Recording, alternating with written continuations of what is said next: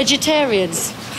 Trouble is, they haven't got any energy. Can he do it again? They're a bunch of wimps.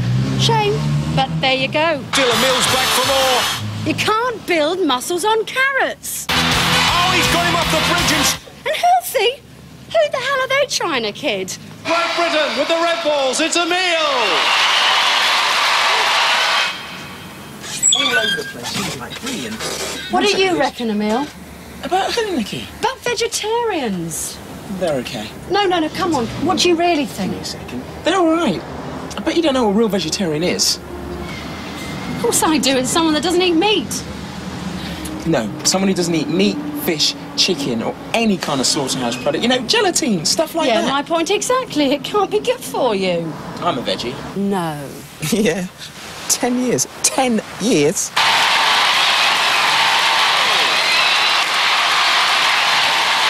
Yeah, all right, but you're different. Name me one veggie that's ever done anything sporty. Okay. Carl Lewis, remember him? 9 Olympic gold medals, the greatest athlete ever. All right, OK. One more. Martina Navratilova, the greatest women's tennis player, again, ever.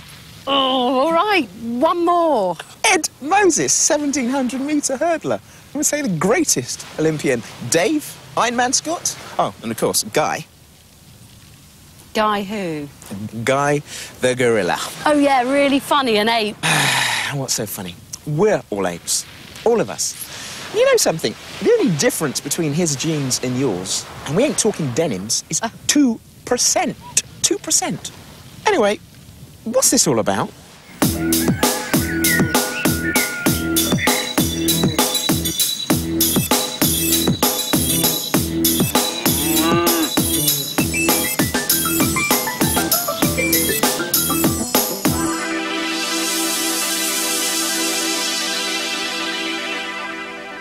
So, what should we be eating?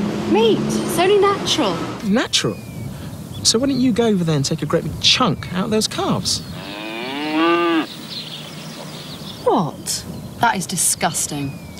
Where's your bloodlust? Your teeth wouldn't get past its hide. And where's your claws to grab it with? I'd like you to meet somebody. This is Dr. Chris Fenn, Doctor of Nutrition and Nutritional Advisor for the Everest Expedition, responsible for getting the first ever British woman to the summit and for expeditions to both the North and the South Pole. Tell me, Chris, do we have to eat meat? Is it natural?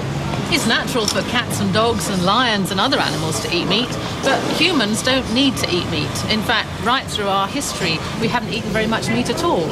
And that's because we can get all the nutrients that we need from a vegetarian diet. It's only recently that we've started eating more meat and more dairy products and things like saturated fat. Now that's unnatural, and that's not so good for us. Yeah, but what about protein? We're told we have to eat meat because of protein. A lot of people think that, but in fact you can get all the protein you need from eating vegetarian foods. Things like nuts and beans and tofu and milk, they're really good sources of protein. And even things like spaghetti and bread have got some protein in. So provided you eat a range of these foods, you're going to get all the protein you need from a vegetarian diet. So go on then, say it, Nikki. You can't get enough iron. That's not what the experts say. There's been lots of research on this, and the British Medical Association say you can get all the iron that you need simply by eating vegetarian foods. Iron deficiency is no more common amongst vegetarians. A vegetarian diet is suitable for infants. In fact, lots of vegetarian foods contain iron, but it's something that everyone, meat eaters and vegetarians, should watch, because iron deficiency is very common, particularly in young women, and it can lead to anemia. And the best way of avoiding that is to eat lots of fruits and vegetables, because they contain vitamin C, and it's vitamin C which helps your body to absorb iron. Yeah, but what about all those other things that we miss out on by not eating meat? Like what? Well, you know, vitamins.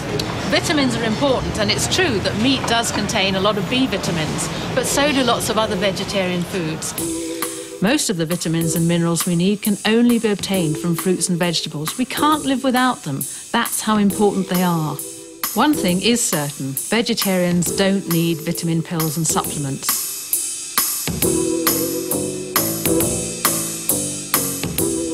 because these foods provide complex carbohydrates. What are complex whatnots? Complex carbohydrates are what should make up the main part of our diet. It's what gives us energy.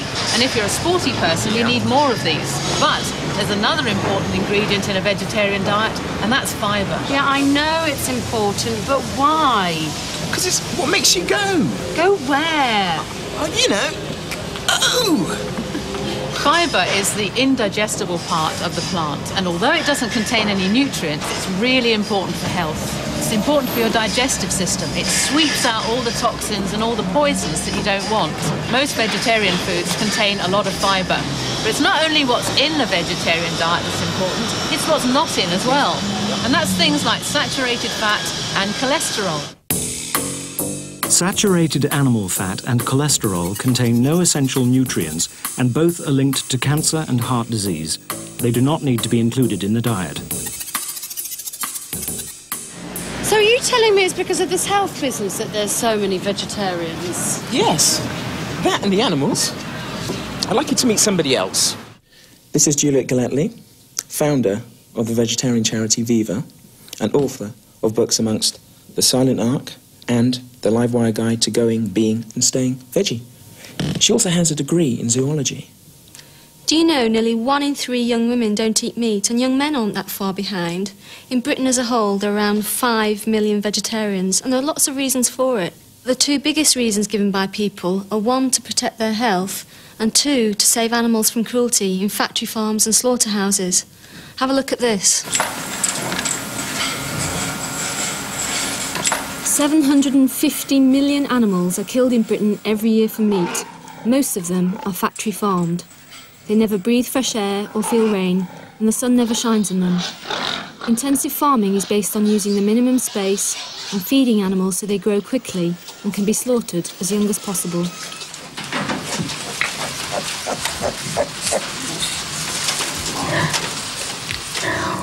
Much of our ham and bacon comes from Europe, where dry sow stalls are used. Research shows that pigs are even more intelligent than dogs, yet they barely have the space to move.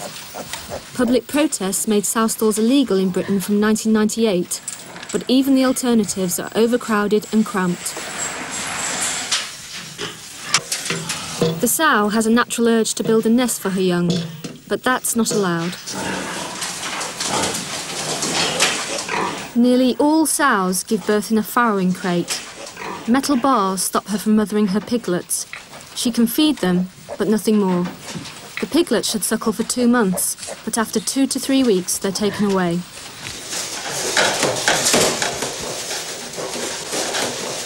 Home for most of them is a barren place of metal bars, with no bedding and absolutely nothing to do. These highly intelligent, inquisitive creatures have an urge to explore, but the only thing available to them is each other's bodies. They fight and bully the weaker ones, and bite each other's tails, so badly that sometimes the piglets have to be destroyed. To try and stop it, their teeth are crushed with pliers, or their tails are cut off, or both, usually without anaesthetic. Eventually, the piglets are moved into concrete fattening pens, and when they're killed after 5 or 6 months, this is where most of our pork, bacon, sausages, pepperoni and ham comes from. Of course, piglets in the wild don't bite each other. They've got so many other things to interest them. I don't understand it. If so much meat is produced and so many shops sell it, and we're constantly being told that it's good for us, what's going on? Must be helping to build muscles or something. Believe me, you don't need meat to build muscle. That idea went out ages ago. So let's get one thing straight. The 2 biggest killers in the Western world are cancers and heart disease. Heart disease will kill 1/3 of all the males watching this video and 1/4 of all the females. That's the size of the epidemic. Strokes, blocked up arteries and high blood pressure are all much lower in vegetarians. It's got a lot to do with the saturated fat and the cholesterol in meat. And the good news is that heart disease is really quite rare in countries which eat a largely vegetarian diet. And even in Britain, you're 50% less likely to develop heart disease compared with meat eaters. Cancer is the second biggest killer, and 1 in 3 people will get one kind or another during their lives. Again, it's vegetarians who do better, with up to 50% less cancers of all kinds. All meat contains saturated fat, even if it looks lean. Meat not only contains saturated fat, but cholesterol as well, and the body needs neither. They both play a big part in causing heart disease and cancer. So what do you reckon, Nikki? OK, if a vegetarian diet's so healthy, how come we haven't been told about it before? Well, we have. The World Health Organization and the British Medical Association have been telling us for ages. It's not new. Vegetarians enjoy excellent health. Vegetarian diets meet recommended dietary allowances for nutrients. Protein is not a limiting factor. United States government. Vegetarians have lower rates of obesity, coronary heart disease, high blood pressure, large bowel disorders, cancers, and gallstones. Their diet is nutritionally adequate. Chicken's OK, isn't it? I mean, it's healthy. You're practically a vegetarian if you eat chicken. So what tree did your chicken fall off of? Juliet? Chickens that are bred for meat are called broiler chickens. They're kept in huge windowless sheds, as many as 100,000 birds at a time. With selective breeding and high-protein foods, they go from day-old chicks to fully grown birds in 6 weeks. They're killed while they still tweet like chicks and have a chick's blue eyes. If you compare their growth with a normal egg-laying chicken, you can see how fast it is.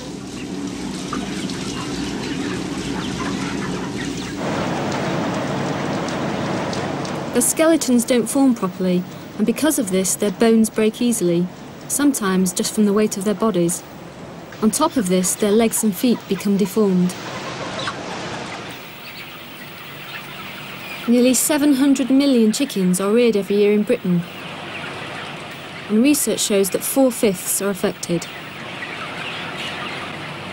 Many of them spend the last days of their life in pain.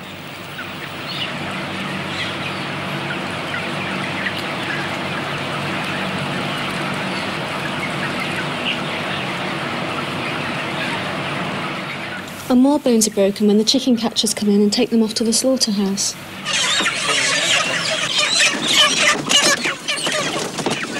Without the birds being fed antibiotics every day, diseases in the broiler sheds would spread like wildfire.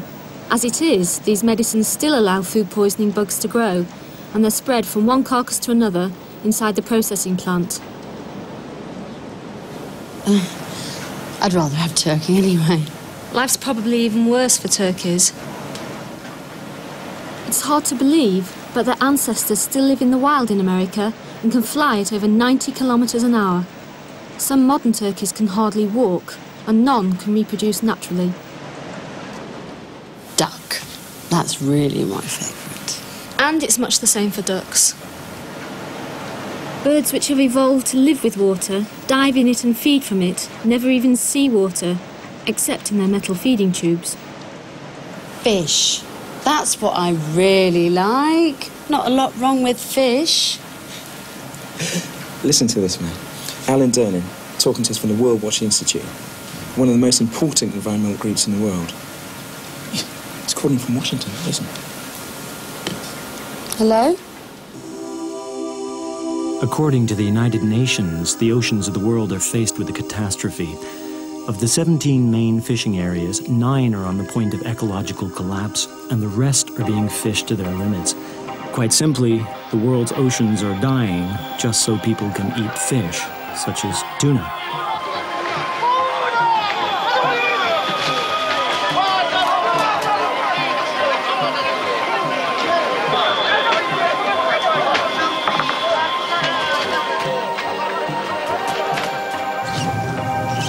But it isn't just the fish that suffer.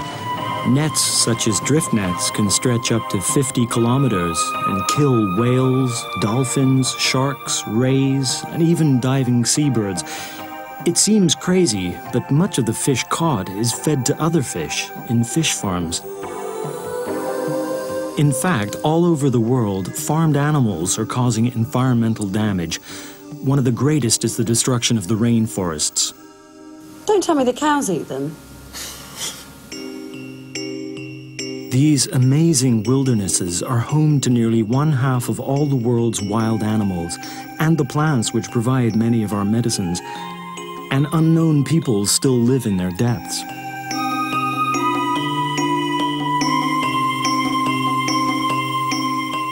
And what do we do with them?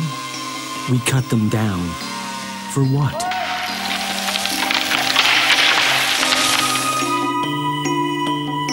Grazing for hamburger cattle. Central and South America are among the worst areas affected.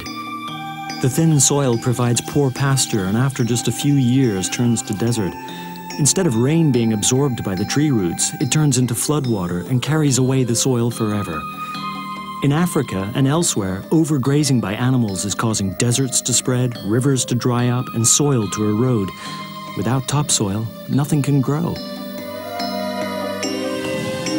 Cattle ranching is one reason, but another is the growing of fodder in all countries, including Britain.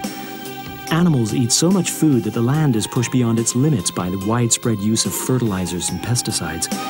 It results in a breakdown of the soil structure and erosion by wind and rain. Despite this, the number of animals keeps on increasing.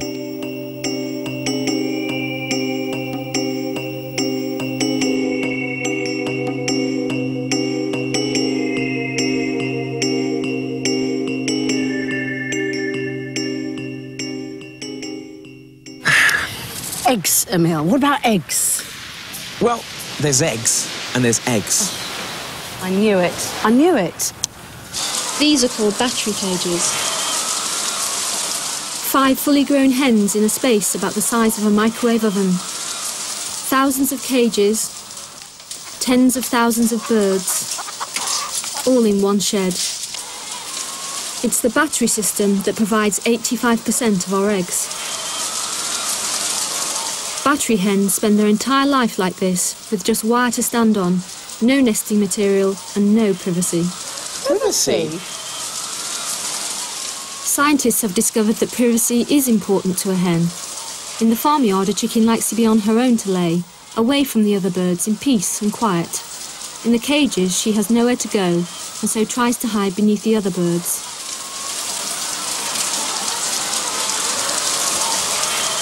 The chicken's wild ancestor, the jungle fowl, only lays about 20 eggs a year, but the battery hen lays over 300. This takes so much calcium from her bones that they become brittle and easily break. According to government research, 1/3 of battery hens have broken bones, and all of them suffer.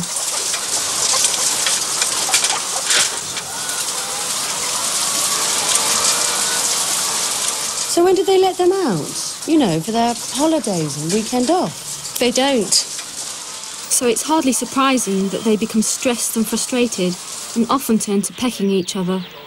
The common answer is to cut their beaks when they're chicks. Research has shown that the beak is a very sensitive organ, so sensitive that some chicks die of shock, some bleed to death, and others are in pain for their whole life.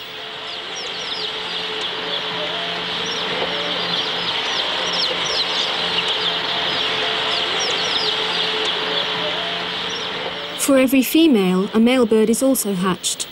They can't lay eggs, and as battery birds have been bred to be scrawny, they're no good for meat, so they're killed, gassed or crushed and used for animal feed.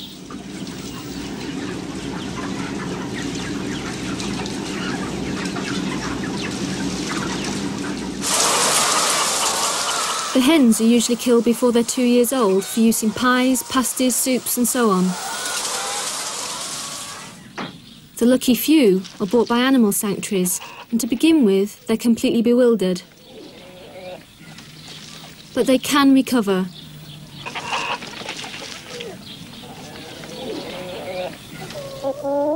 One of the first things they do is build a nest.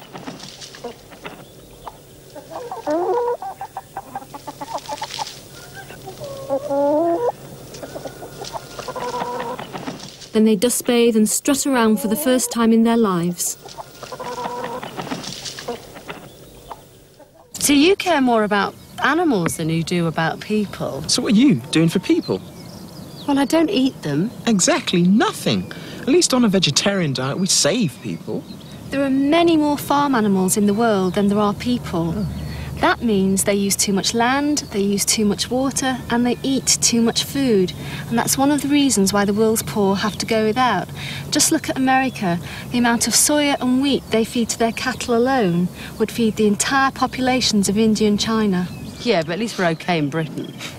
In Britain, 90% of our farmland is used to grow feed for farm animals, and we still need lots more. We have to import huge amounts of food from the third world, countries where children are dying from starvation. 12 million die every year. Why do they sell us the food if they need it themselves? Because they're desperate for money, to pay off the debts to rich Western nations like Britain and America, and to buy products like oil. That's why they're growing so much animal feed. But I don't understand. Why so much animal food? Because it takes 10 kilograms of vegetable protein to produce 1 kilogram of animal protein. You just think, if everybody ate a meat-based diet, the kind that a lot of people in America and Britain eat today, you couldn't even feed half of the world's population. And yet if everybody became a vegetarian, you could feed the whole world and more, and this is why. An area of land the size of 5 football pitches will grow enough meat to feed 2 people, maize to feed 10 people, wheat to feed 24 people, or soya to feed 61 people. So animals eat most of the world's food, and that's one reason why there are people starving. I love my chili and my burgers and my sausages and my pies and all of that sort of stuff.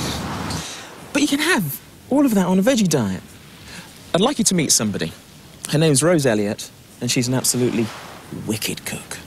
I've written a few books on vegetarian cookery. Just a few. And I know that that's something which worries a lot of people. But there are lots of foods which are made to taste exactly like meat. And you just wouldn't tell the difference, but they haven't got anything from an animal in them at all. You see, when some people go vegetarian, they still want to enjoy meaty-style foods. And they can. There's all kinds of food which you can buy from health food shops and supermarkets. Is that pizza? That's pizza. Curry? Yes. Oh, great, okay. All your favourites are here. Burgers? Yes. But you can also make your own foods. And then things really get exciting because there are wonderful tastes and flavours, colours and textures, and the sky's the limit. And the great thing is that no animal has to be killed in order to do it. Can I try it? Have a dip, see what you think. That's chili. This is my favourite dish. Oh, good. What does it taste like? Oh, it's wicked. But the food really is delicious. There's no problem at all. And I can still have my burgers. And Viva can help you. We produce masses of information. Everything from the L-Plate Vegetarian to the Good Veg Guide, nutrition in a nutshell, and lots of recipes. And any question you, your parents, your school may have, we can answer them. And we have a special junior section. So what do you reckon, Nikki? Well, as Pythagoras once said. He was a veggie. Okay, Einstein. He was one too. Anyone else? Damon from Blur, Crispin from Cooler Shaker, and Captain Kirk.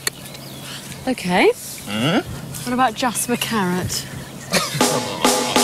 Should we go?